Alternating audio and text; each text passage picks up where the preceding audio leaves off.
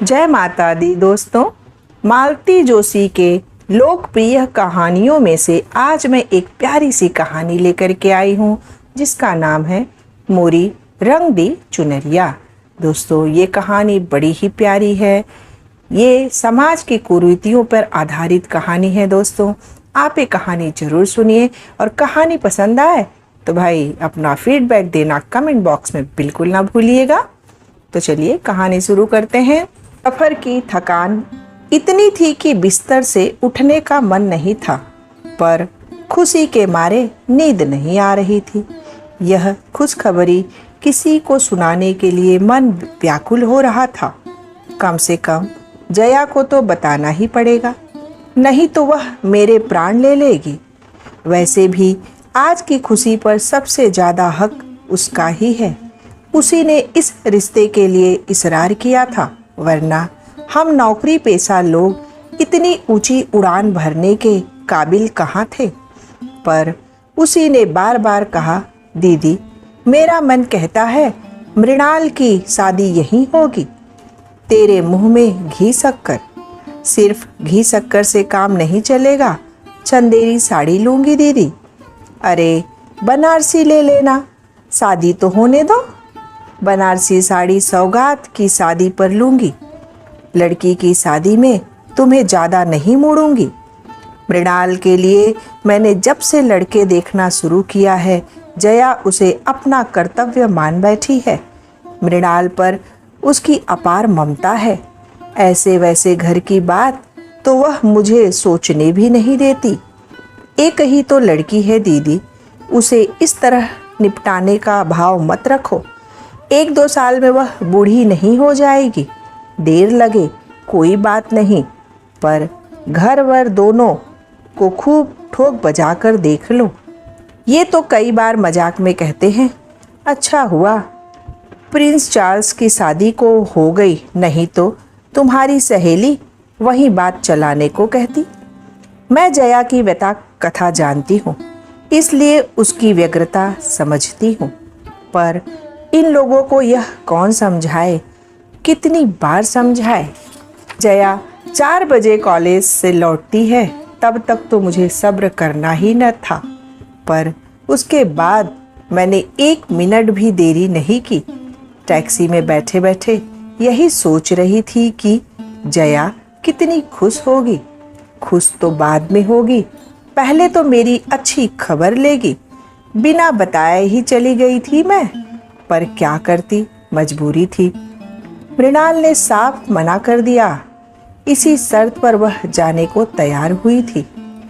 लड़कियों का इस तरह प्रदर्शन करना हमें भी अच्छा नहीं लगता, पर वे लोग यहाँ आने को तैयार न थे। बोले, आप लोग बिटिया के साथ यहीं आ जाइए। इन दिनों हमारी बेटियां भी अमेरिका से आई हुई हैं, उनसे मिलने के लिए सारा परिवार यहाँ इकट्ठा है। आप यहीं आ जाइए तो सबको सुविधा हो जाएगी। मन में ढेर सारी आशंकाएं लेकर हम लोग गए थे। लौटते वक्त मन खुशी से सराबोर था। मृणाल सबको भा गई थी। उन लोगों ने तो वहीं शगुन दे दिया। कहने लगे, सगाई वगाई का चक्कर रहने दीजिए, आप तो जितनी जल्दी हो सके शादी का इंतजाम कीजिए। ये लड़कियां 1-2 महीना भारत में रहेंगी, तब तक हो जाए तो अच्छा रहेगा। हम लोग किसी तैयारी से तो गए नहीं थे, जो कुछ पास में था उसी से टीका कर दिया और शादी की तिथि निकलवा कर चले आए। मुश्किल से महीने भर का समय था और करने को कितना कुछ था। उन लोगों ने तो कह दिया था कि ज़्यादा टीम टाम की ज़रूरत नहीं है, हम 20-25 लोग आएंगे, सपरिवार आएंगे। किसी होटल में इंतजाम कर दीजिए, शाम को फेरे हो जाएंगे, सुबह हमें विदा कर दीजिए। वे लोग इतना कहकर मुक्त हो गए, पर हमारे सामने तो प्रश्न चिन्ह खड़ा हो गया। इतने कम समय में कैसे कुछ हो पाएगा? लड़की की शादी कोई हंसी खेल तो नहीं है। मैडम कहाँ रोकना है? ड्राइवर ने पूछा तो होश आया कि मैं अपने गंतव्य पर पहुंच गई हूँ। जया के घर के सामने गाड़ी रुकवाकर मैंने जल्दी से पैसे चुकाए और उतर पड़ी। जया से मिलने की कुछ इतनी बेसब्री थी कि घंटी बजाते हुए ध्यान ही नहीं रहा कि दरवाजा खुला है। मैंने कुछ झेपते हुए घर में प्रवेश किया। तब तक बड़ी भाभी बाहर निकल आई। मैंने सोचा अब डांट पड़ेगी, क्या तुम्हें भी इस घर में घंटी बजाकर आना पड़ता है? पर भाभी कुछ नहीं बोली। मैंने ही क्षमा याचना करते हुए कहा, सॉरी भाभी, आपको डिस्टर्ब किया। जया कहाँ है? ऊपर अपने कमरे में। ऊपर जाने का रास्ता भीतर वाले बरामदे में से होकर था। हाल से गुजरते हुए मैंने देखा 4-5 औरतें बैठी हुई हैं। जया की माँ उनसे बातें कर रही है, पर सारा माहौल बड़ा गुमसुम सा है। मेरी बंगाली चौड़े पाट की साड़ी को उन्होंने इस तरह घूर कर देखा कि मुझे संकोच हो आया। अपनी कलफदार पटलियों को और लहराते हुए पल्लू को सबकी नज़रों से बजाते हुए मैं इतनी व्यस्त हो गई कि जया की माँ को ठीक से नमस्ते भी न कर सकी। सीढ़ियाँ चढ़ते हुए भान हुआ कि उन्होंने भी तो मेरा कुशल क्षेम नहीं पूछा। इतने दिनों तक न आने का उलाहना नहीं दिया। और तब याद आया कि बड़ी भाभी ने भी तो आज बात नहीं की। नहीं तो ऐसा कभी नहीं हुआ कि दोनों भाभियों से मीठी रार तकरार किए बिना मैं ऊपर गई हूँ। जया के कमरे में एकदम सन्नाटा था। 24 घंटे चीखने वाला टेप्रिकाटर चुप था और महारानी पलंग पर लेटी हुई आशापूर्णा देवी का कोई उपन्यास पढ़ रही थी। आहा दीदी आइए। मुझे देखते ही वह पुलकित होकर बोली और मेरा मन एकदम हल्का हो गया। नीचे इतना सन्नाटा था कि बस मैंने कहा, और माँ जी के पास 2-4 औरत ऐसी शक्ल बनाकर बैठी हैं जैसे मातम पुरसी पर आई हो। उसने मेरा वाक्य पूरा किया। वे वाकई मातम पुरसी पर आई हैं। अरे मुझे अब अपने कपड़ों पर सचमुच शर्म आ रही थी। कौन? मेरा मतलब है किसका देहांत हो गया? हमारे श्रीमान जी गुजर गए, उसने सपाट स्वर में कहा। कौन श्रीमान जी? एक ही तो थे दीदी, मेरी कौन 10-20 शादियाँ हुई, उसने कहा। उसके बाद करने का लहजा कुछ ऐसा था कि सांत्वना की गुंजाइश ही नहीं थी। और फिर सांत्वना भी किस लिए, जिस व्यक्ति का अस्तित्व ही उसके लिए अर्थहीन था। उसके मरने पर शोक और संवेदना का नाटक मुझसे नहीं हो सका, पर उसके घर में तो बाकायदा मातम मनाया जा रहा है। जिस व्यक्ति से तुम्हारा कभी कोई संबंध नहीं रहा, उसका शोक तुम लोग क्यों मना रहे हो? यही तो मेरी समझ में नहीं आता। हमें तो उन लोगों ने खबर तक नहीं दी, कोई सवाल ही नहीं था। किसी तीसरे व्यक्ति ने पत्र लिखा जो यहाँ 4-5वें रोज पहुँचा है, और बस यहाँ बाकायदा मातम शुरू हो गया। इन लोगों ने मेरी चूड़ियाँ नहीं फोड़ी, यही गनीमत है। छी, कैसी बातें करती हो, मैंने सिहर कर कहा। सच कह रही हूँ दीदी, मुझे कमरे में कैद करके रख दिया है। कॉलेज नहीं जाने देते, टीवी नहीं देखने देते, रेडियो नहीं सुनने देते, पानी भी मुझे मांग कर पीना पड़ता है। मुझे कोई घड़ा नहीं छूने देता। क्या कहती हो?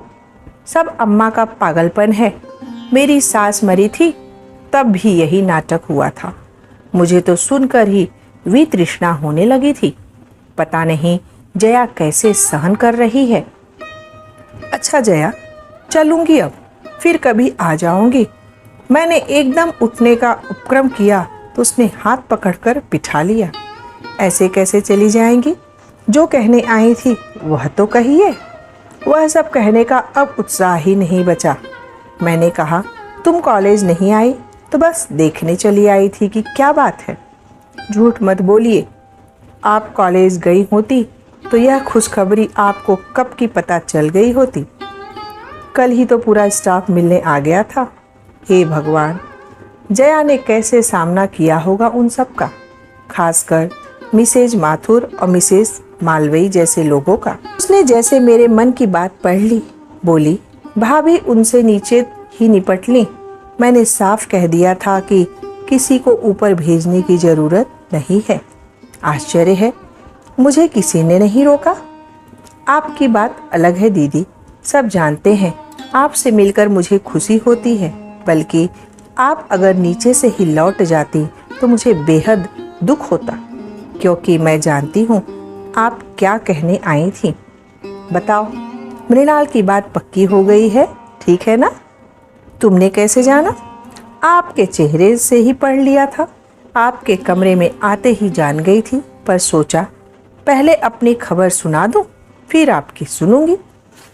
उसके कहने का ढंग कुछ ऐसा था कि मुझे बरबस हंसी आ गई।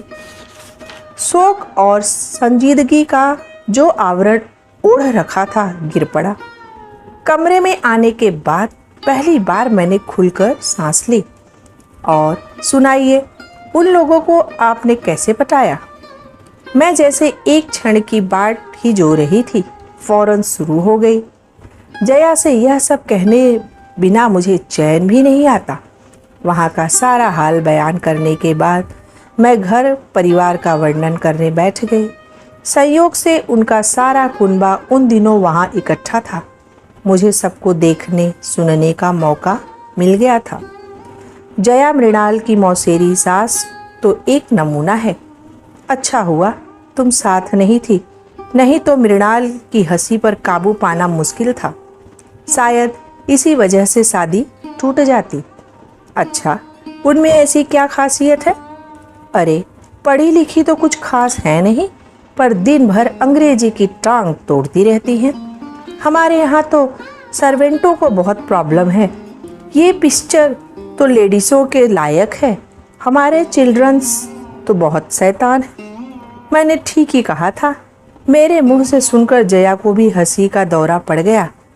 वहाँ तो पता नहीं क्या करती, पर जया की हंसी एकाएक थम गई। मैंने पलट कर देखा, दरवाजे में छोटी भाभी खड़ी थी। यह किस बात पर हंसी आ रही थी? उनके स्वर में उपालंभ था। मैंने उस शर्म से घड़ गई।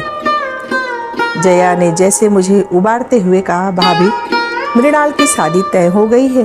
दीदी ने लगे हाथ सगाई की रस्म भी निपटा दी है। चलो, यह तो बहुत अच्छा हुआ। भाभी ने निर्लिप्त भाव से शिष्टाचार निभाया। उसमें कहीं कोई खुशी का भाव न था। न उन्होंने घर या वर के बारे में कुछ पूछा। मैं एकदम उठ खड़ी हुई। जया, अब चलूंगी, बहुत देर हो गई है। इस बार जया ने मुझे रोकने का प्रयास नहीं किया। भाभी पता नहीं किस काम से ऊपर आई थी, उसे भूलकर मेरे साथ ही नीचे उतरने लगी। बीच सीढ़ियों पर बोली, दीदी एक बात कहूँ, बुरा तो नहीं मानोगी? नहीं, कहिए। ऐसे शुभ कार्य की चर्चा आज इस घर में नहीं करनी थी, इससे अपशगुन होता है। चर्चा मैंने नहीं, जया ने ही चलाई थी भाभी। उसने पूछा तो मुझे बताना पड़ा, नहीं तो शायद मैं वैसे ही लौट जाती। पर भाभी, मैं यह नहीं मानती कि इससे अपशगुन होता है। अब आप नए जमाने की हो, तो आप क्या कोई पुरखा पुरनिया हो? आप इन ढकोसलों पर विश्वास कर लेती हो? यह ढकोसला नहीं है, रिवाज है दीदी। यह कैसा रिवाज, जिस आदमी का इस घर से कोई संबंध नहीं रहा, जया कभी जिसकी देहरी नहीं चढ़ी, जिसके नाम से उसने मांग नहीं भरी, मंगलसूत्र नहीं पहना, 20 साल से जिसकी शक्ल भी नहीं देखी, उसका मातम आप लोग क्यों मना रहे हैं? क्यों उस पर लाद रहे हैं? मरने वाला हार्ड मास का आदमी था दीदी। दुनिया में रोज सैकड़ों हार्ड मास के आदमी मरते हैं भाभी, लेकिन सबके साथ हमने फेरे तो नहीं लिए होते। मैं हद बुद्धि होकर उन्हें देखती रह गई। उसके बाद उस घर में एक पल भी ठहरना मेरे लिए दूभर हो गया। तो मेरे प्यारे दोस्तों, क्यों उस घर में वह ठहरना नहीं चाहती थी, यह जानने से पहले अगर आप मेरे चैनल पे पहली बार आए हैं तो प्लीज़ चैनल को सब्सक्राइब कर दीजिए। मेरे चैनल को आपके सपोर्ट की बहुत ज़रूरत है। और दोस्तों, और इसी तरह से प्यारी प्यारी कहानियों का लुत्फ़ उठा आते रहिए। तो प्यारी प्यारी कहानियों का लुत्फ उठाने के लिए दोस्तों सब्सक्राइब तो करना पड़ेगा।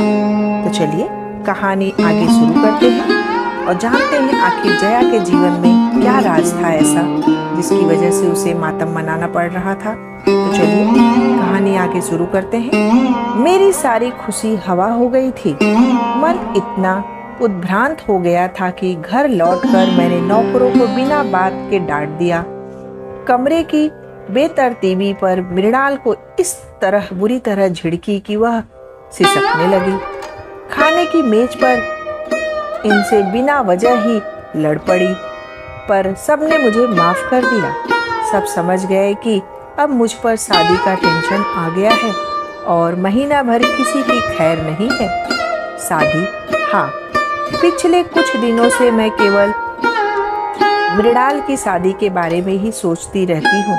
रात में सपने भी उसी के देखती रही हूँ, पर आज की रात जया के नाम थी। मेरे मानस पटल पर उसकी शादी के कई चित्र बनते बिगड़ते रहे। मैं उस शादी में उपस्थित नहीं थी। हम लोगों का परिचय तो बहुत बाद में हुआ, पर जो कुछ सुना था वह मेरी कल्पना शक्ति के लिए काफी था। बहुत ऊंचे घर में जया का संबंध हुआ था। 4 भाइयों का परिवार था। बड़े भाई पिता के साथ घर का कारोबार देखते थे। बीच वाले दोनों इंजीनियर थे। जया का दूल्हा सबसे छोटा और फिलासफर किस्म का था। जया के पिता वहां 2-4 बार गए, पर उससे बात नहीं हो पाई। उन्होंने लड़कों से कहा, हो सकता है मेरा लिहाज करता हो, संकोच के मारे न बोलता हो। तुम लोग जाकर मिल तो आया, ऐसा न हो कि वह हकलाता हो या गूंगा बहरा हो। जया के भाई गए और तसल्ली करके घर लौट आए। गूंगा बहरा तो नहीं है, पर हाँ घुन्ना है, बहुत कम बोलता है। अरे उसे तो हमारी जया 15 दिन में तोता बना देगी, बड़ी भाभी ने तुरंत जवाब दिया। सबने चैन की सांस ली और तैयारियां शुरू हो गई। बारात बड़ी धूमधाम से आई थी। चारों सुदर्शन भाइयों को देखकर लोगों को राम जी की बारात याद आ गई थी। चढ़ावा तो ऐसा था कि सबकी आंखें फटी की फटी रह गई थी। शिकायत थी तो सिर्फ लड़कियों को। वर के तीनों भाई उसे इस तरह घेरे हुए थे कि छेड़खानी करने का मौका ही नहीं मिलता था। जयमाला तक तो ठीक था, पर जब बाकी रस्मों पर भी वे बॉडीगार्ड की तरह साथ लगे रहे तो मेरी बहन ने चुटकी ली, आप लोग पांडवों की तरह फेरे भी साथ ही लोगे क्या? इस फिक्रे पर वे लोग थोड़ा झेपे, थोड़ा पीछे हटे तो सबको राहत मिली, पर कितनी सी देर हो, उसके तुरंत बाद ही तो वह अघट घट गया। गठजोड़ी करके सप्तपदी के साथ इन लोगों ने अग्नि की परिक्रमा शुरू की ही कि दुल्हों को गो गो करता हुआ गिर पड़ा। आंखें कपाल पर चढ़ गई और मुख से झाग सा निकलने लगा। किशोरी नववधू तो इस दृश्य देखते ही मूर्छित हो गई। मेहमानों में 1-2 डॉक्टर भी थे। वे दौड़कर आए, मुआयना किया और बताया, घबराने की कोई बात नहीं है, मिर्गी का दौरा है। 1-2 घंटे आराम कर लेने पर सब ठीक हो जाएगा। 2 घंटे तक क्या कोई चुप रहता है? जितने मुंह उतनी बातें होने लगी। किसी ने कहा कि बचपन से ही ऐसे फिट्स आते रहे हैं, तभी तो कभी स्कूल नहीं भेजा गया, घर पर ही सारी पढ़ाई करवाई है। किसी ने कहा हाई स्कूल तक तो सब ठीक था, उस साल फर्स्ट डिवीजन पास हुआ था तो किसी ने टोटका करा दिया, बस उसके बाद सब गड़बड़ हो गया। एक ने बताया कि परीक्षा में दौरा पड़ जाने से उसका बीए का रिजल्ट खराब हो गया, उसका दिमाग पर असर पड़ा है। किसी ने यहाँ तक बताया कि परीक्षा हॉल में ही दौरा पड़ जाने से उसकी प्रेमिका पर राज खुल गया, उसने शादी से मना कर दिया। हताशा में लड़के ने नींद की गोलियां खा ली। मौत तो नहीं आई, पर एक अभिशप्त जीवन दे गई। इस बहसबाजी पर सार यही था कि लड़का नीम पागल है, उसे मिर्गी का दौरा पड़ता है। उसके पास बीए की डिग्री थी, यह उसने कैसे हासिल की, यह कोई नहीं जानता था।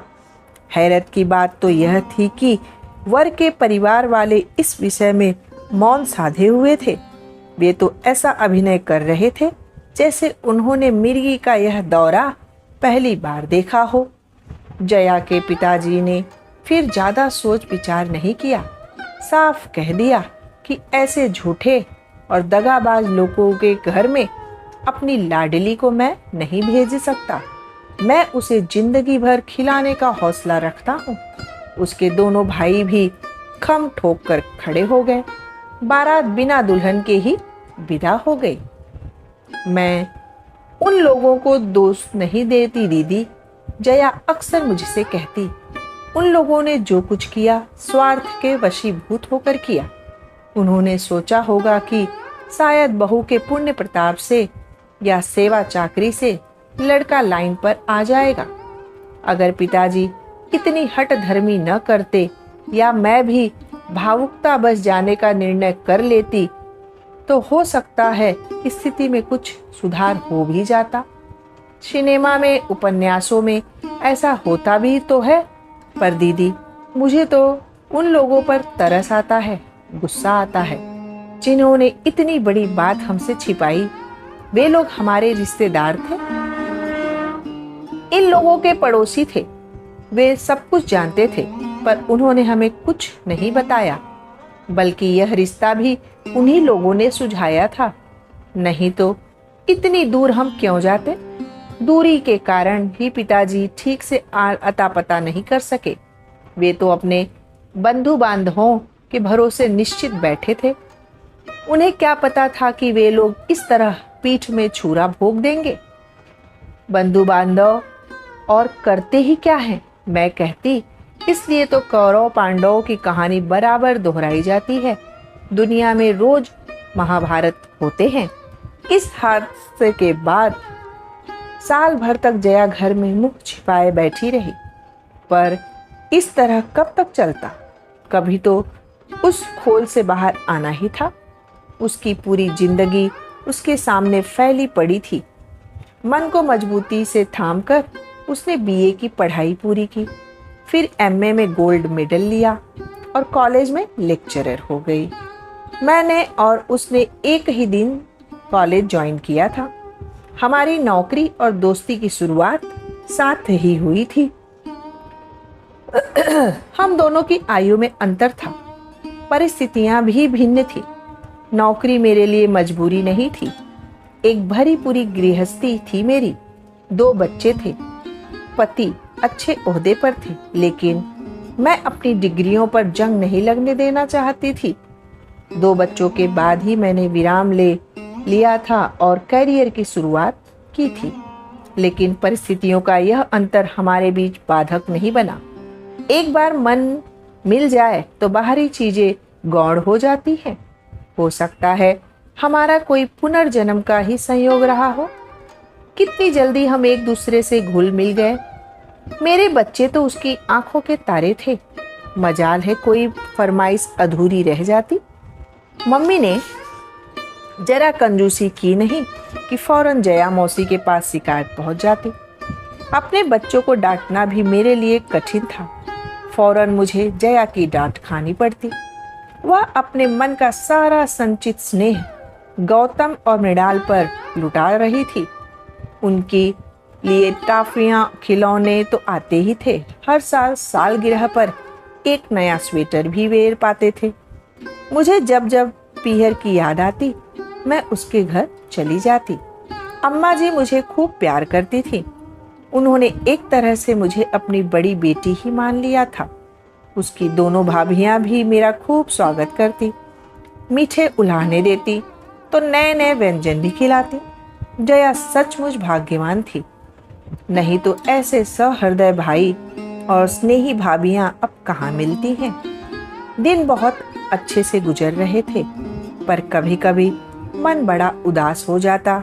लगता जया बेचारी यहाँ वहाँ खुशी खोजती फिरती है। उसे उसका हक मिलना ही चाहिए। उसकी गाड़ी फिर से पटरी पर लाने की मैं खूब कोशिश करती।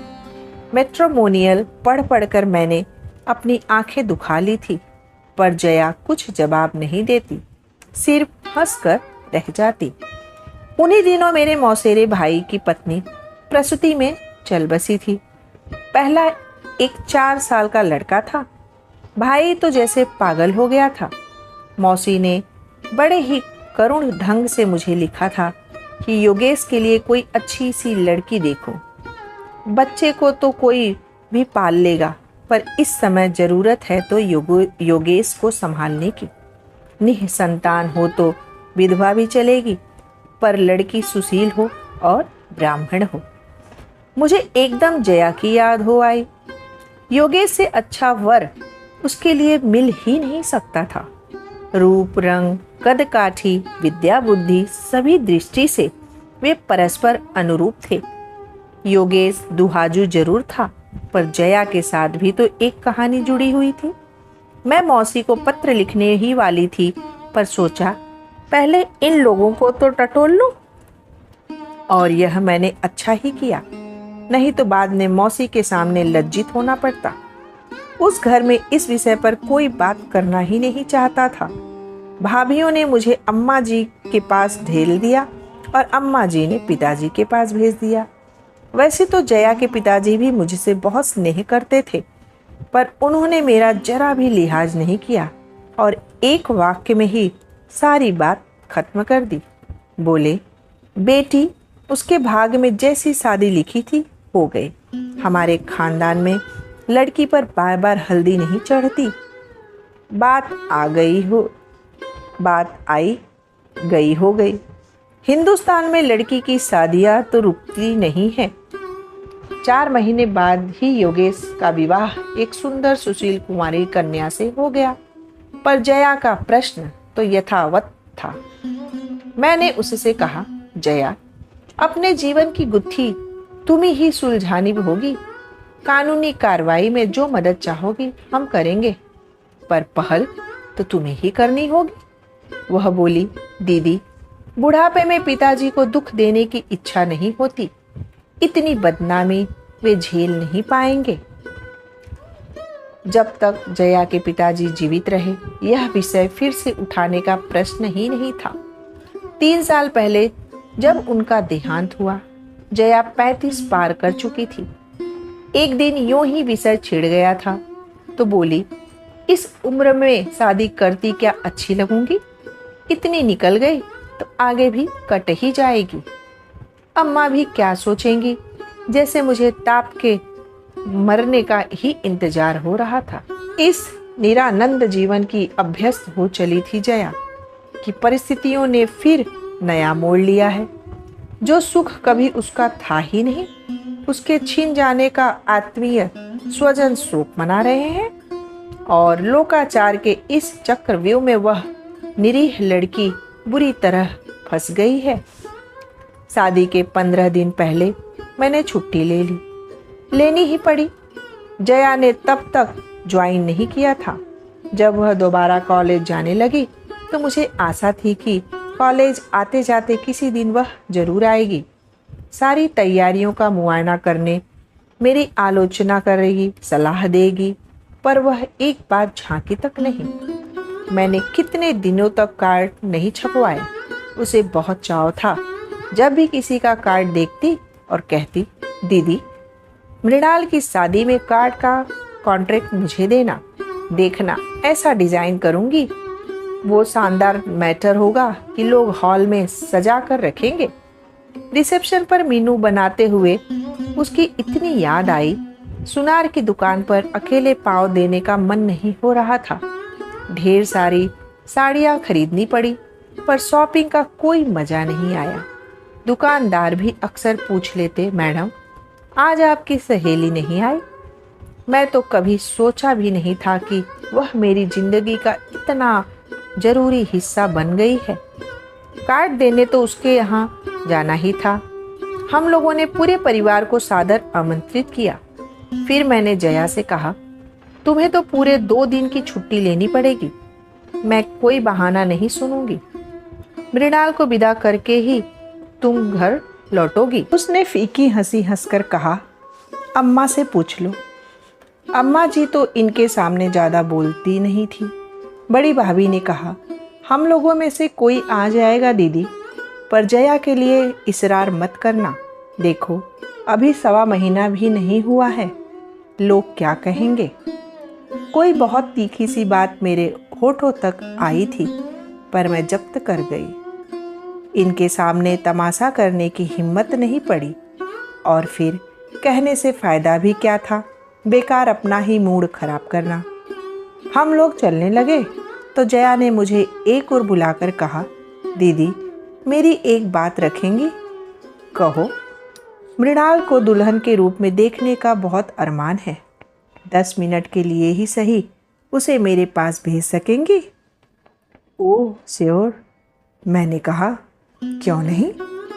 उस समय उसका कंठ इतना भीगा हुआ था कि उसकी कोई भी विनती मैं टाल नहीं सकती थी।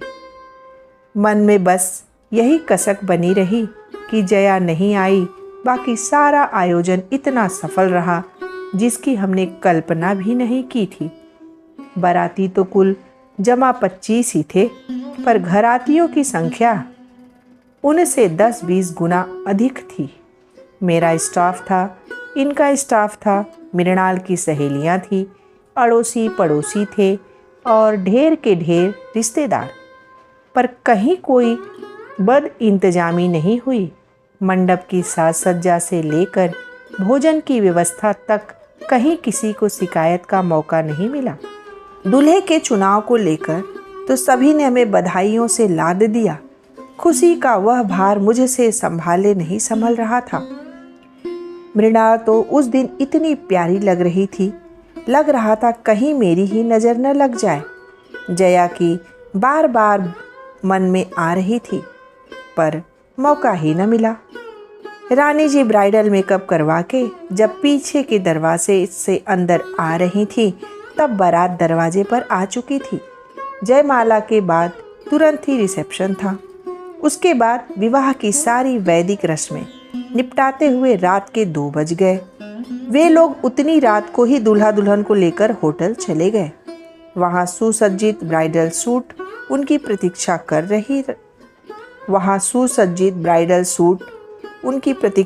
कर ही रहा था। जया की इतनी सी बात न रखने का मुझे बहुत दुख हो रहा था, इसलिए सुबह सवेरे नहा धोकर मैं होटल पहुंच गई। शहर के सबसे बड़े होटल में लोगों को ठहराया गया था। हमें 25 लोगों पर भी उतना खर्च भारी पड़ रहा था, पर ये लोग बोले उन लोगों ने हमसे कुछ मांगा भी तो नहीं, फिर इंतजाम में कंजूसी क्यों करें। मान लो 200 बाराती लेकर आ जाते तो तब तो धर्मशाला में भी हमारे परखच्चे उड़ जाते।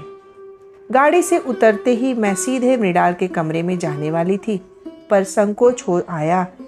फिर इन्होंने भी टोक दिया।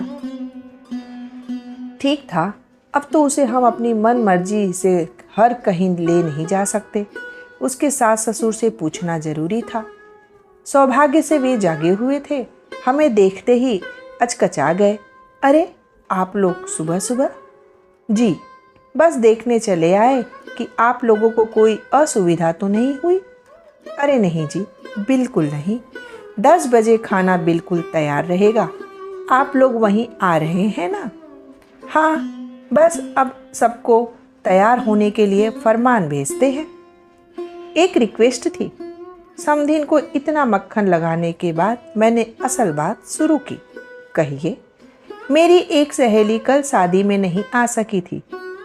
मृणाल को वह बहुत प्यार करती है। जाने से पहले 10 मिनट के लिए दोनों वहाँ आ जाएंगे तो उसका मन रह जाएगा। उसने बार बार कहलवाया है, लेकिन वे शादी में क्यों नहीं आई? क्या बीमार है? हाँ, बस यही समझ लीजिए। दरअसल उनके हस्बैंड की अभी अभी मौत हुई है। दरअसल बात क्या है बहन जी, मैंने कहना शुरू किया, पर चुप हो गई। जया की कहानी क्या इस तरह एक सांस में किसी को सुनाई जा सकती है? मुझे तो आश्चर्य हो रहा है कि मिसेस कुमार अभी तो लड़की की हल्दी भी नहीं उतरी और आप उसे ऐसी जगह भेज रही हैं। अपने ही हाथों अपनी बेटी का असगुन कर रही हैं। आश्चर्य तो मुझे होना चाहिए था। मैंने तो कह भी दिया, बहन जी आप तो यूरोप में 8-10 साल रह चुकी हैं, क्या आप भी इन सब चीज़ों को मानती हैं? यूरोप में रहने से क्या होता है? कोई हम अंग्रेज थोड़े ही है, अपनी संस्कृति थोड़े ही छोड़ देंगे। मैं उनके कटे बालों को, रंगे होठों को, तरासी भौंवों को और अनावृत बाहों को देखती रही। विदेश सेवा में रत अपने पति के साथ मैडम ने सिर्फ चोला बदला था, मन तो अब भी वही घोर परंपरावादी था और घर परिवार में उनके इसी गुण की प्रशंसा होती होगी। फलाने को बहू इतने दिन फॉरेन रहकर आई है पर अपनी संस्कृति नहीं भूली। ये कौन सी संस्कृति है? समधी जी ने शायद मेरे मनोभाव को पढ़ लिया था। खींच कर पत्नी से बोले, ये किस ढकोसलेबाजी में पड़ी हो? जाने दो बच्चों को, 2 मिनट में कुछ नहीं बिगड़ता। पति की अवमानना करने की ताव शायद उनमें नहीं थी। बोली, उन्हें जगने तो दीजिए। फिर मुझसे बोली, आप तो उनके साथ जाएंगी ना? अगर आपकी सहेली इन लोगों को कुछ देर देने लगे तो आप अपने हाथ से लीजिएगा और उन्हें मत देने दीजिएगा। जया कुछ देगी यह निश्चित तो था। नए जोड़ों को कोई भी खाली हाथ विदा नहीं करता। उस समय क्या मुझ में निर्मम आज्ञा का पालन हो सकेगा? मैं जया को खुशी देने जा रही हूँ या उसका अपमान करने? तो रहने ही देते हैं। मैं एकदम उठकर खड़ी हो गई। आपने शंका उठाई है तो अब मेरा मन भी डामाडोल हो गया है। वही तो, वे खुश होकर बोली, हम लोगों ने के इतने पुराने संस्कार हैं, वे सहज ही में थोड़े ही जाते हैं। पुरुषों को तो किसी चीज़ की विधि विशेष नहीं है, पर हम लोगों को तो इतनी लापरवाही नहीं हो सकती। हर बात को 10 बार सोचना पड़ता है। उनका प्रवचन सुनकर पहली बार पछतावा हुआ। मृणाल के लिए घर ढूंढने में हमने कोई भूल तो नहीं की। मृणाल गई और घर एकदम सूना हो गया। मेहमानों से ठसाठस भरा हुआ था, फिर भी भाएं भाएं कर रहा था। यही तो फर्क होता है। बेटे की शादी होती है तो घर खुशियों से भर जाता है, पर बेटी के साथ तो सारी रौनक ही विदा हो जाती है। करने को तो अब भी कितने काम थे, पर पहले वाले उत्साह का कहीं अंश मात्र भी शेष नहीं था। 4-5 दिन बाद फोटोग्राफर एल्बम बनाकर दे गया तो मुझे जैसे एक खिलौना मिल गया। मैं घंटों बैठी अपनी लाडली को निहारती रहती, हर आने जाने वालों को दिखाती रहती। उस दिन भीड़ भाड़ में तो मैं किसी को ठीक से देख नहीं पाई थी। मेरे मन मस्तिष्क में पर तो मृणाल और किशोर छाए हुए थे, पर अब फुर्सत से बैठकर मैं सबका मुआयना कर रही थी और सहसा मेरी आंखें जया की भाभी पर अटक गई। उस दिन केवल उसके छोटे भाई और भाभी ही आए थे। वे भी खाने के लिए नहीं रुके, बस लिफाफा पकड़ाकर चले गए थे। कमरे से उन्हें वर वधू को आशीर्वाद देते हुए कैद कर लिया था। भाभी की साड़ी देखकर मेरे मन पर सांप लौट गया।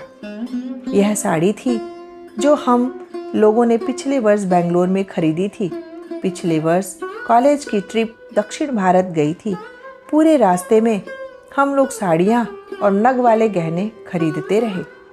जया ने गहरे हरे रंग की कांजीवरम खरीदी थी जिसका लाल और सुनहरी बॉर्डर था।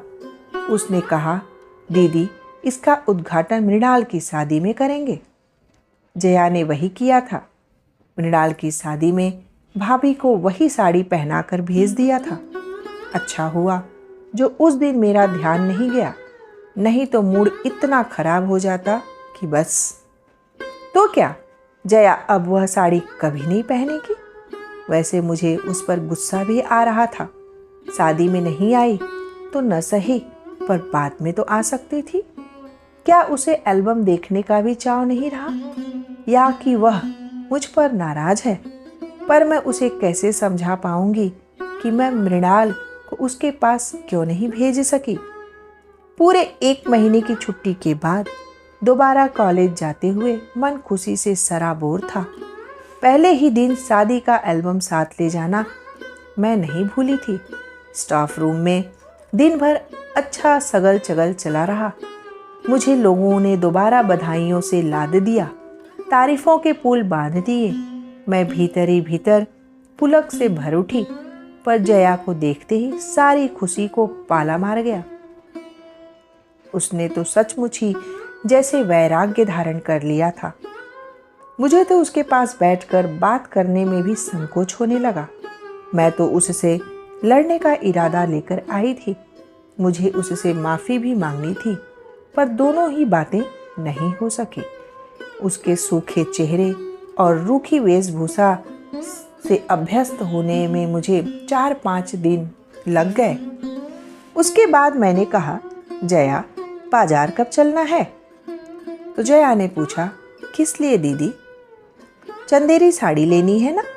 अरे दीदी, मैं तो मजाक किया था। लेकिन मैंने तो मजाक नहीं समझा था। अब आप क्या लड़की की शादी की साड़ियाँ बांटती फिरेंगी? रहने दीजिए, गौतम की शादी पर सोचेंगे। लड़का हो या लड़की, क्या फ़र्क पड़ता है? दोनों की शादी में माँ बाप को खुशी तो होती ही है। और फिर लड़के का क्या ठिकाना? कल को कनाडा से एक मेम ले आएगा और कहेगा, मम्मी यह रही तुम्हारी बहू। तब क्या होगा? मेरे सारे अरमान धरे के धरे ही रह जाएंगे। मेम बहू आएगी तो क्या आप हमें साड़ी नहीं देंगी? फालतू बातें बंद। यह बताओ, बाजार कब चलना है? अभी रहने दीजिए दीदी, अभी बाजार जाती क्या मैं अच्छी लगूंगी? जया, यह तुम्हें क्या होता जा रहा है? मैंने कहा। कहना तो और भी बहुत कुछ चाहती थी, पर चुप रह गई। सचमुच इस लड़की को क्या होता जा रहा है? कपड़े तो जैसे भी पहन रही है ठीक है, पर शरीर भी तो सूखता चला जा रहा है। ब्लाउज भी झूल रहे हैं, गालों की हड्डियां भी निकल आई हैं, आंखों के इर्द गिर्द स्याह घेरे बन गए हैं। क्या रातों को सो नहीं पाती? क्या इसने खाना पीना छोड़ रखा है? पहली वाली बात तो बिल्कुल नहीं है। तो मैंने चुटकी लेते हुए कहा, जया, लगता है मरने वाले का गम तुम्हें सचमुच खाए जा रहा है। पर अब आपस में न तो वह संवाद रह गया और न जया ने मुझे बुझे बुझे चेहरे को देखकर यह सब कहने का साहस ही हुआ। उस दिन कैलेंडर की तारीख बदलते हुए याद आया, आज तो जया का जन्मदिन है। उसका जन्मदिन हर साल मैं ही मनाती थी, कुछ न कुछ उपहार भी देती थी। इस बार का उपहार तो यही था, जब मेरे बार बार कहने पर भी नहीं मानी तो एक दिन मैं खुद ही जाकर उसके लिए साड़ी ले आई थी। चंपई रंग की खूबसूरत चंदेरी थी, जिस पर रुपहले बेलबूटे थे। यह जया का प्रिय कलर था। मैंने गुलाब जामुन सुबह ही बनाकर रख लिया था। पंडित जी को दही वड़ों के लिए कह दिया था। सोचा और कुछ गरम मैं आकर बना लूंगी। उस दिन के लिए इनसे गाड़ी मांग ली। सोचा गाड़ी में डालकर साथ ही ले जाऊंगी। उसे खिला पिला कर यहाँ से साड़ी पहना कर ही भेजूंगी। उसका यह अकारण वैराग्य अब मुझसे झेला नहीं जा रहा था। किसी को तो पहल करनी ही पड़ेगी। वह अपने आप तो इस तथाकथित शोक से उबर ही नहीं पाई। पर कॉलेज जाते ही मुझे निराशा होना पड़ा। उस दिन फिर उसकी छुट्टी थी। एप्लीकेशन आई हुई थी। मेरी सारी व्यू रचना व्यर्थ होकर रह गई। क्या करती? यह लड़की हर 2 दिन बाद गायब हो जाती है। स्टाफ रूम में भी मैंने अपनी झल्लाहट उतारते हुए कहा, इसे नौकरी वोकरी करनी है कि नहीं? आपको नौकरी की पड़ी है मिसेस कुमार, वहाँ लाखों के वारे न्यारे हो रहे हैं। मिसेस माथुर का यह फिक्रा इतना अप्रत्याशित था कि मैं जड़ होकर रह गई। विश्वास न हो तो मिसेस गुप्ता जी से पूछ लीजिए। मैंने मिसेस गुप्ता की ओर देखा तो वह बुरी तरह झेप गई। बेचारी गौ महिला है, किसी के पछड़े में नहीं पड़ती। पता नहीं मिसेस माथुर ने उन्हें कैसे लपेट लिया। बताइए ना मिसेस गुप्ता, आप इतना डरती क्यों हैं? कोई आपने चोरी तो की नहीं है? मिसेस माथुर ने उन्हें उकसाया तो वे बड़े ही दयनीय स्वर में बोली, भाई हमें तो ठीक से मालूम नहीं, हमने तो सुना भर है। वही तो पूछ रहे हैं, क्या सुना है? हमारे सामने अस्थाना साहब एडवोकेट हैं। वो बता रहे थे कि इन लोगों ने दावा किया है। कैसा दावा? यही प्रॉपर्टी का। हस्बैंड की प्रॉपर्टी के लिए मिस वाजपेयी ने दावा किया। अपने आप को मिस कहती हैं और हस्बैंड की प्रॉपर्टी में हिस्सा मांगती हैं। ये मिसेज मालविया थी? इम्पॉसिबल। बड़ी देर बाद मेरे मुंह से निकला, जया कभी इतनी नीच हरकत नहीं कर सकती। मिसेस कुमार। मिसेस माथुर बोली, आपने बच्ची की शादी जरूर कर दी है, पर दुनियादारी के मामले में आप स्वयं अभी बच्ची हैं। आप नहीं जानती कि पैसे का मोह आदमी से क्या क्या करवा लेता है। प्रॉपर्टी के चक्कर में अच्छों की नकाब उतर जाती है। लेकिन जया पैसे की भूखी नहीं है। वह खुद 2500 रुपये महीना कमा रही है और 1000 और लाख में फ़र्क होता है मिसेस कुमार। पर मैं कहती हूँ, इसमें इतनी हाय तौबा मचाने की क्या ज़रूरत है? मिस रायजादा बोली, अगर वह उस शख्स के नाम पर 20 बरस तक धूनी रमा कर बैठी है तो उसका प्रॉपर्टी पर पूरा हक बनता है। वह अपने जायज़ हक के लिए लड़ रही है। बात जायज़ या नाजायज़ हक की नहीं है। मिस रायजादा, मैंने संजीदा होकर कहा, प्रश्न तो यह है कि जिस बंधन को मन ने कभी स्वीकार ही नहीं किया, उसके लिए। मन जरूर स्वीकारता, मिसेस माथुर बोली। अगर मन यह पहले से जानता कि आसामी 5 लाख का है तो वह सारे बंधन स्वीकार कर लेता है। 5 लाख? जी हाँ, जया के ससुर इस बेटे के नाम 5 लाख फिक्स करके गए हैं। व्यवस्था यह थी कि इस रकम का ब्याज उन लोगों को मिलता रहेगा जो उसकी देखभाल करेंगे। अब तक ऐसा ही होता भी रहा। तीनों भाई बारी बारी से उसे संभालते रहे, लेकिन उसकी मृत्यु से अब प्रश्न चिन्ह खड़ा कर दिया है। इतनी बड़ी रकम का वारिस कौन होगा? वैसे लीगल राइट तो जया का ही बनता है, मिस रायजादा ने कहा। अरे, वे लोग आपस में फैसला कर लेंगे, पर इसे एक कौड़ी भी नहीं देंगे। देख लेना। सुना है इन लोगों ने नोटिस भेजा है। उससे क्या फ़र्क पड़ता है? मुझे तो उस आदमी की मृत्यु भी स्वाभाविक नहीं लगती। स्टाफ रूम में फिर मृत्यु के कारणों की चर्चा चल पड़ी। कई तर्क कुतर्क उछाले गए, पर मेरा मन उस बातचीत से बहुत दूर चला गया था। जो कुछ सुना था उस पर विश्वास करना कठिन हो रहा था। पर इतने सारे लोग झूठ तो नहीं बोल सकते। उस शाम मैं अपने को ठेल ठाल कर उसके घर ले गई। वहाँ जाने की अब पहले की सी ललक मुझ में नहीं रही थी। उन लोगों का स्वागत भी अपेक्षाकृत ठंडा था। मुझे लगा कि यह संबंध अब बहुत दिनों तक धोया नहीं जा सकेगा। जया हस्ब मालूम अपने कमरे में थी।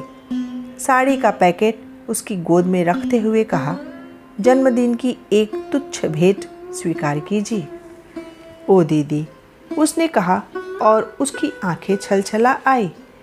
यहाँ पर तो सब लोग इतने व्यस्त हैं कि किसी को ऐसी छोटी सी बात का होश ही नहीं है। पर मैं जानती थी आप नहीं भूलेंगी, इसीलिए कॉलेज नहीं आई। बहुत मेहरबानी। आप यह सब क्यों लाई हैं? आपका तो आशीर्वाद ही मेरे लिए बहुत है। आपके इस स्नेह ऋण से तो मैं कभी उबर ही न पाऊंगी। धन्यवाद।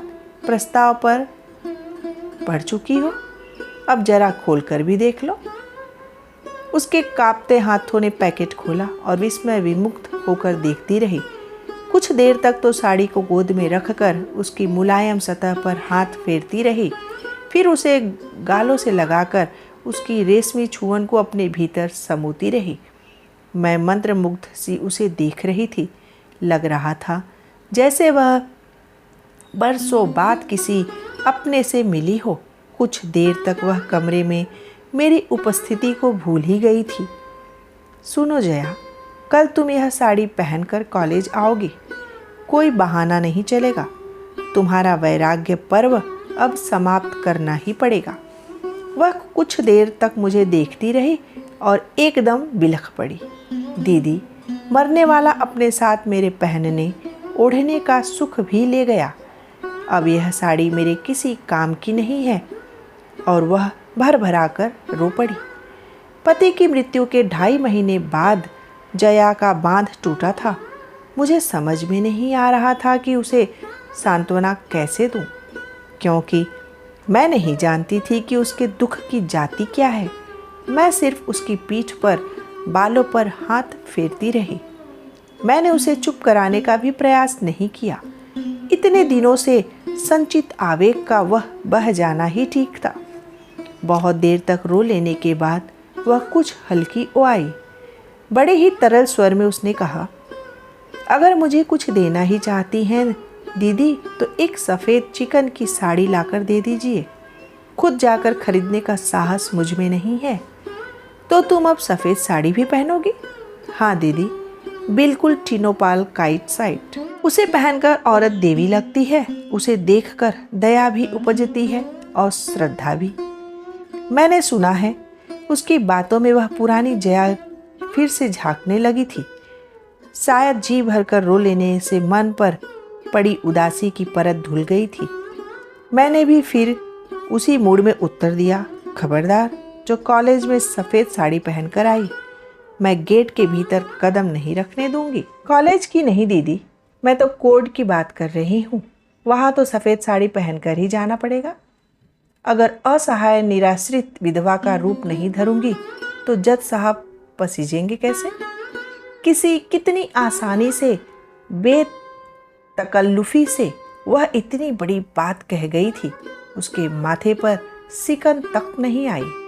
मुझे वितृष्णा सी होने लगी। क्षण भर पहले ममता से उमगता मेरा मन काठ हो आया। तो मैंने तो सुना है वह सब सच था।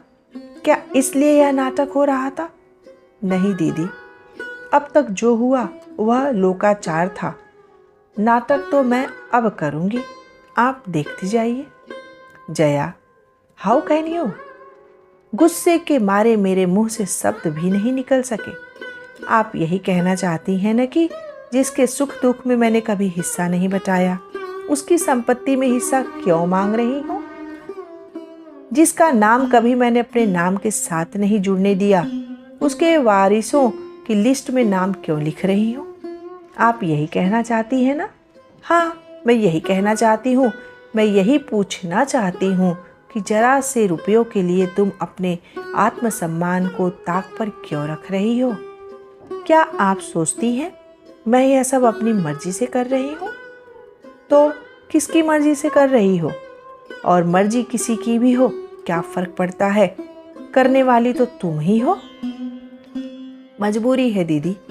कभी कभी मनुष्य को ऐसे भी काम करने पड़ते हैं जिसके लिए मन गवाही नहीं देता। ऐसी कौन सी मजबूरी है जया? मजबूरी यह है कि मन से परे भी एक दुनिया है जिसमें माँ है, भाई, भतीजे, भाभियाँ हैं। वे लोग क्या कहते हैं? कहते हैं कि समय के साथ चलना सीखो।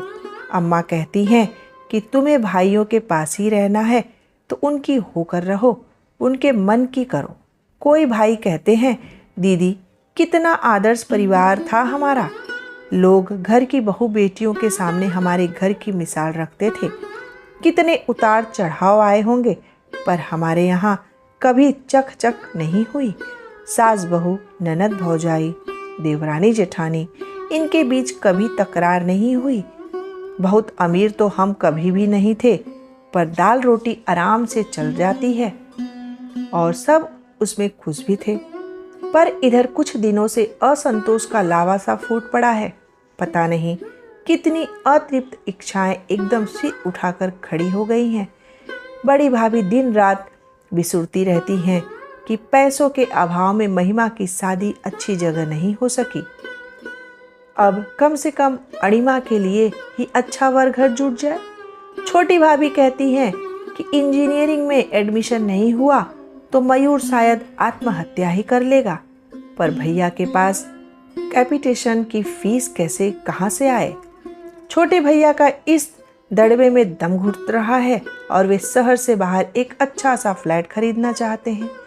बड़े भैया कहते हैं कि पैसे का सुविधा हो जाए तो वे इस घर की ही काया पलट कर देंगे, और इन सब कामों के लिए तुम्हें बरेली वालों का रुपया चाहिए, यही ना? हाँ, और भैया कहते हैं तुम किसी से भीख नहीं मांग रही हो, यह तुम्हारा कानूनी हक है। आखिर तुमने 20 साल तक तपस्या की है। ये तपस्या की बात तुम्हारे गले से उतरती है? न उतरे तो उपाय क्या है? आखिर रहना तो इन्हीं लोगों के साथ है। तुम इतनी निरुपाय तो नहीं हो जया। अच्छी खासी नौकरी करती हो। नौकरी सिर्फ रोटी देती है दीदी, पर हिंदुस्तानी औरत को एक सुरक्षित छत्र चाहिए, फिर चाहे वह पिता की हो अथवा भाई की, पति की हो अथवा बेटे की। इसलिए तो इस लड़ाई में अम्मा भी मेरे साथ नहीं है। इस चौथेपन में वे बेटों के से बिगाड़ नहीं करना चाहती। आखिर वे ही तो उन्हें मुखाग्नि देंगे। मेरा क्या है? मैं तो महज एक लड़की हूँ जो जन्म लेते ही परिवार पर भार बन जाती है। आई एम सॉरी जया, मैंने उठते हुए कहा। तुम्हारी परेशानियों को तुमसे ज़्यादा कौन समझ सकता है? मैं तो यूं ही कुछ न कुछ कहती रहती हूँ। मेरे भाषण पर बुरा मत मानना। वह मुझे छोड़ने नीचे तक आई, पर हम दोनों में फिर कोई बात नहीं हुई। बैठक से गुजरते हुए देखा, घर के लगभग सभी सदस्य वहां उपस्थित थे और गर्मा गर्म बहस चल रही थी। जया, जरा इन लोगों की हिमाकत तो देखो, बड़े भैया ने एक कागज नचाते हुए कहा। क्या हुआ? अरे, वे लोग तुम्हारी शादी को ही चैलेंज कर रहे हैं। लिखते हैं कि हिंदू विवाह नियम के अनुसार फेरों के बाद ही विवाह पूर्ण रूप से संपन्न माना जाता है। जयमाला कोई वैदिक विधान नहीं है, यह तो मात्र एक परंपरा है। मैं 10 गवाह खड़े कर दूंगा कि फेरे हुए थे, छोटे भैया ने जोश में कहा। तो क्या वे लोग 100 गवाह नहीं ला सकते? आखिर 5 लाख का मामला है। जया की इस व्यंग्योक्ति पर छोटे भैया चकित होकर उसे देखते रह गए। तुम्हारी सास के मरने पर अपने यहाँ चिट्ठी आई थी। पिताजी की पुरानी फाइलों में वह अब भी मिल जाएगी। हम उसे कोर्ट में दिखा सकते हैं। अगर हमारा कोई संबंध नहीं था तो हमें सूचना क्यों भेजी गई? बड़े भैया की दलील बड़ी जोरदार थी, पर जया के पास भी नहले पर दहला था। अगर वे सचमुच मेरी सास थी तो मैं उस समय बरेली गई क्यों नहीं? सास के बाद मेरे ससुर भी शांत हुए थे, उनकी खबर क्यों नहीं आई? उनके बेटे के बारे में भी मेरे तीसरी जगह से पता चला, उन लोगों ने क्यों नहीं लिखा? यही तो जालसाजी है। इसी पॉइंट पर तो हमें उन्हें धर लेंगे। और अगर वे पूछें कि मैं अब तक मिस वाजपेयी क्यों हूँ, तो आप क्या जवाब देंगे? मेरा service record, GPF, bank account सब तो इसी नाम से है। अरे, तू तो जिरह पर उतर आई। बड़े भैया एकदम गुस्सा गए। जिरह कर भी रही है तो किसकी तरफ से, यह तो देखो। मैं अपनी ओर से जिरह कर रही हूँ छोटे भैया, जया ने आवेश में भर कर कहा। 39 साल की हो गई हूँ मैं, कभी तो मुझे बोलने का मौका दीजिए। हाँ बोलो, क्या कहना चाहती हो? सिर्फ यही कि बस बहुत हो चुका, अब मेरी जिंदगी से खिलवाड़ मत कीजिए। हम खिलवाड़ कर रहे हैं तो इसे और क्या नाम दूं? मेरे लिए सारे निर्णय आप लोग ही लेते रहे हैं। कभी मुझसे पूछा तो होता कि मेरी मनसा क्या है? आप लोगों की हठ धर्मी ने मुझे मेरी ससुराल नहीं जाने दिया। वही सुख में दुख में जैसे भी होता मैं जी ही लेती। इसका ज्ञान तो हमें घुट्टी में ही पिलाया जाता है। वहाँ रहती तो आज की समस्या तो न उठती। उस समय आप लोगों ने यही सोचा कि इतनी पहाड़ सी जिंदगी मैं कैसे काटूंगी। बाबूजी की जिद ने मुझे दूसरी शादी नहीं करने दी, नहीं तो आज मैं कहीं अपनी छोटी सी गृहस्थी लेकर चैन से जी रही होती। अब आप फिर मेरा तमाशा बनाने पर तुले हुए हैं। अब आप सबूत जुटाएंगे और कोर्ट दर कोर्ट साबित करते फिरेंगे कि मैं सचमुच मरने वाली की व्याहता पत्नी हूँ? जिस गति से इस देश में दीवानी मुकदमे चलते हैं उससे जाहिर है इसमें सालों लग जाएंगे। तब तक मेरा वजूद क्या होगा बताइए तो? मैं कुंवारी हूँ या विवाहिता, विधवा हूँ या परित्यक्ता? सबको जैसे काट मार गया था। कमरे में इतने लोग थे पर जया के स्वर की धार ने सबको गूंगा कर दिया था। बड़े भैया अपने आंसू विगलित कंठ से कहा, मैं आपके पांव पड़ती हूँ। आप चाहे तो मेरी सारी पेंशन, जीपीएफ, सीपीएफ अपने नाम लिखवा लीजिए, पर मुझे से ऐसा कोई काम न करवाइए कि मैं अपनी ही नज़रों में गिर जाऊं। मुझ पर इतनी मेहरबानी जरूर कीजिए। चलिए दीदी, उसने मेरा हाथ पकड़कर कहा तो मुझे होश आया और शर्म भी। उस पारिवारिक ड्रामे की मूक दर्शक बनी मैं अब तक वहीं खड़ी थी। सॉरी जया, मैंने बाहर निकलते हुए कहा। मुझे बहुत पहले चले जाना चाहिए था। भाभी लोग पता नहीं क्या सोच रही होंगी। मुझे मालूम है वे क्या सोच रही हैं और उनका सोचना बिल्कुल ठीक है। आज आप साथ थी इसलिए मैं इतना खुलकर बोल सकी, नहीं तो शायद फिर कभी न बोल पाती। मन ही मन में घुलती रहती और फिर एकाएक तरल स्वर में बोली, दीदी अगर कभी ज़रूरत पड़ी तो आप मेरा भरोसा कर सकती हूँ ना? निराश तो नहीं करेंगी? जया, मैंने उसका कंधा छूकर कहा, मेरे दरवाजे तुम्हारे लिए कभी बंद नहीं थे। तुम ही मेरे घर का रास्ता भूल चुकी थी। रास्ता भूल गई थी दीदी, आपको मैंने कभी नहीं भूला। आपसे बढ़कर मेरा अपना है ही कौन? आप ही ने तो मेरे जीवन में दोबारा रंग भरने की कोशिश की है। औरों के तो चेहरे भी इस समय पहचानने नहीं जा रहे हैं। इतनी ज़्यादा भावुकता मेरी बर्दाश्त से बाहर हो रही थी। मैंने तुरंत हाथ दिखाकर एक रिक्शा रोक लिया और उसमें बैठते हुए सहज ढंग से पूछ लिया, तो फिर कल कॉलेज आ रही हो ना? बिल्कुल आ रही हूँ और आपकी दी हुई साड़ी पहनकर आ रही हूँ। जनता के से कहिए जरा होशियार रहे, उसने अपने बेलौस अंदाज में कहा। मेरी शाम सार्थक हो गई थी। तो मेरे प्यारे दोस्तों, मालती जोशी द्वारा लिखी यह प्यारी सी कहानी मोरी रंग दी चुनरिया आपको कैसी लगी? अपना फीडबैक कमेंट बॉक्स में लिख करके ज़रूर दीजिए और कहानी पसंद आई हो तो लाइक और फैमिली फ्रेंड में शेयर करना ना भूलें। चैनल पे अगर पहली बार आए हों तो चैनल को सब्सक्राइब भी करते जाइए और इसी तरह से प्यारी प्यारी कहानियाँ आप तक पहुँचती रहे। फिर से मैं एक प्यारी सी कहानी के साथ अगले वीडियो में मिलूँगी। तब तक के लिए जय माता दी।